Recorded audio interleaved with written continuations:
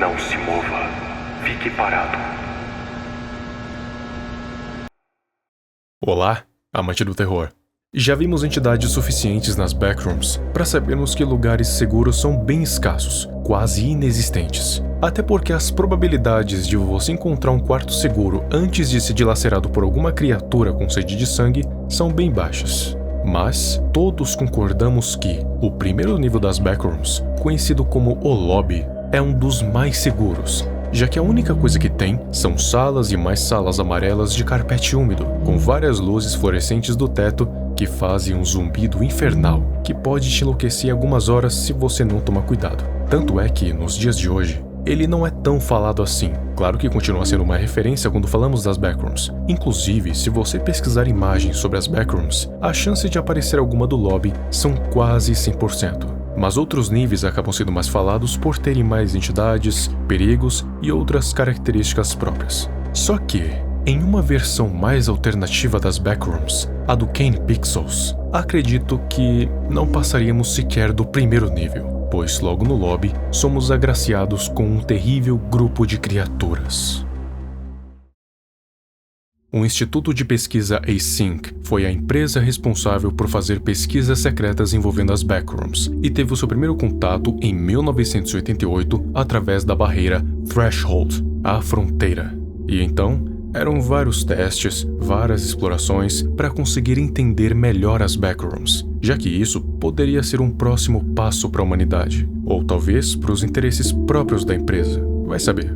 E o primeiro contato com a criatura aconteceu em 1990, 2 anos depois, quando eles deixaram uma câmera com sensores de barulho e movimento para filmar 24 horas. Assim, eles ficariam cientes de qualquer anormalidade. Nas primeiras horas, nada. Mas depois de algum tempo, um movimento estranho de algo escalando pelo teto aconteceu. Tava muito longe e a qualidade não era tão boa, mas pra gente, tá muito óbvio do que se trata. O primeiro nome dado à criatura foi forma de vida, já que a única coisa que se sabe sobre ela é que é uma forma de vida aparentemente nativa das backrooms. O segundo e definitivo nome foi bactéria. Não se sabe direito por que esse nome, mas deve ser pelo fato de que, em algumas ocasiões, os pesquisadores acharam uma espécie de mofo ou fungo crescendo nas backrooms. Isso poderia ser um sinal de que a bactéria cresce dos cadáveres infectados pelo mofo, ou mesmo de objetos inanimados, sempre com uma forma humanoide. Ou então, as bactérias não seriam necessariamente vindas de qualquer outra fonte, e sim só do mofo ou fungo, ganhando forma a partir dele. E a forma ser humanoide seria só uma coincidência. Se isso for verdade, então o verdadeiro perigo das backrooms seria esse tipo de mofo, que se espalha como um vírus.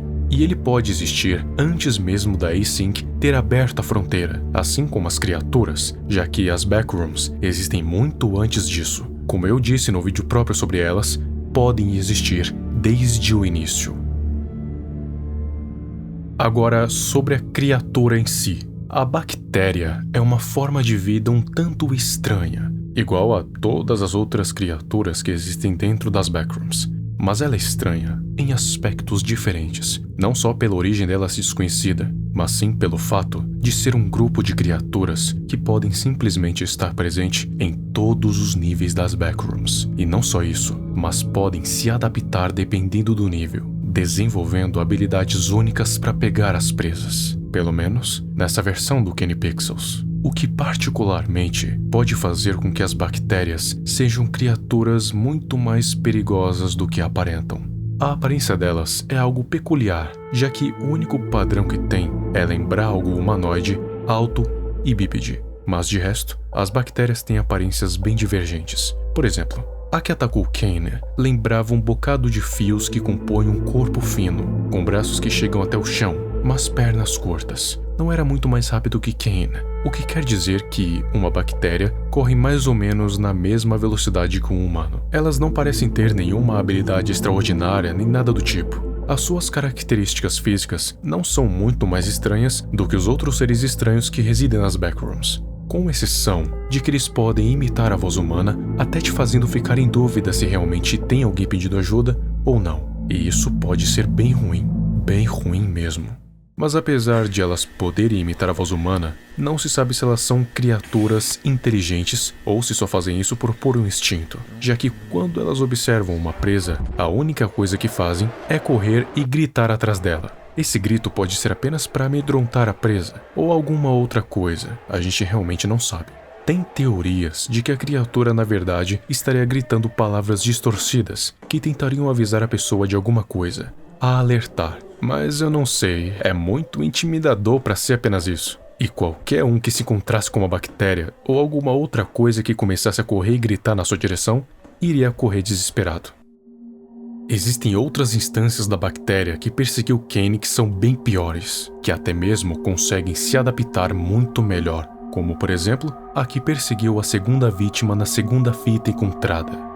A fita mostra pra gente que a garota tinha encontrado uma espécie de falha na realidade, que olhando bem parece muito o clássico no-clip, mas é um pouco diferente, já que o no-clip você mesmo que força a falha a acontecer. Já aqui é como se realmente fosse um tipo de portal. Ela fez alguns testes com alguns objetos, tipo algumas lascas de madeira, bola de beisebol e outras coisas, e a última delas foi uma fita métrica.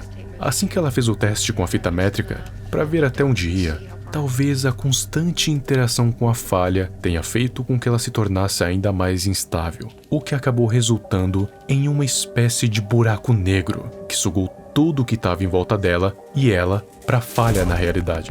E então ela acordou nas backrooms, e a única coisa que dava para fazer naquele momento era andar até encontrar alguma saída.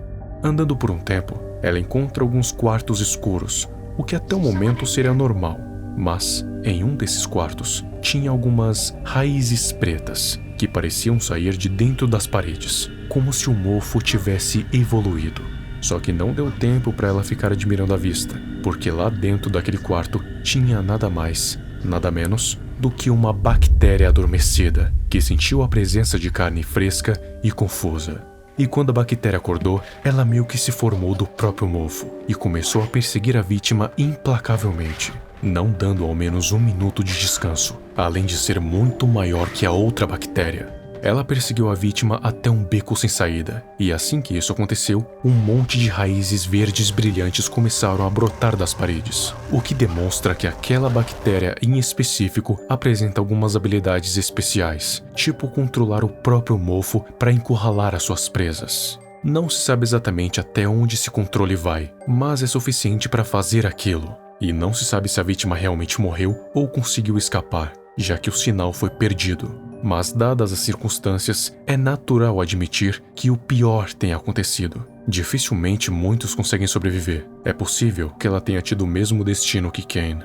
E pensar que essa pode ser apenas uma das possíveis criaturas que ainda podem ser encontradas torna o pensamento de explorar as backrooms por completo praticamente impossível. Mas pode ser que a Async Foundation consiga fazer isso em breve e virar meio que uma Meg das backrooms de KinePixels, já que ela constantemente aprimora seus conhecimentos e tecnologia para conseguir explorar de maneira mais efetiva, sem perder muitos soldados e pesquisadores em vão. E manter isso longe da população também é algo meio difícil, já que, como visto na segunda fita encontrada, as falhas na realidade podem acontecer em qualquer lugar e qualquer pessoa pode cair nas backrooms a qualquer momento.